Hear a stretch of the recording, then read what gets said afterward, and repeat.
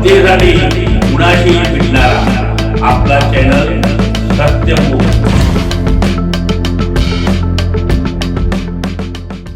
कबनूर तालुका हातकणंगले जिल्हा कोल्हापूर इचलकरंजी प्रतिवर्षाप्रमाणे याही वर्षी कबनूर गावचे जागृत देवस्थान श्री हनुमान मंदिर जन्मोत्सव यात्रा मोठ्या प्रमाणात गुरुवार दिनांक 2 एप्रिल रोजी भरणार आहे।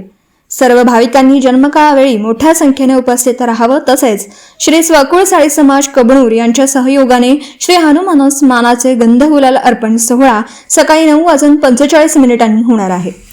तरी सर्व भाविकांनी या मंगलमय सोहळ्याचा लाभ घ्यावा ही विनंती। सत्यमुख प्रतिनिधी बाबासाहेब मांगलेकर इचलकरंजी।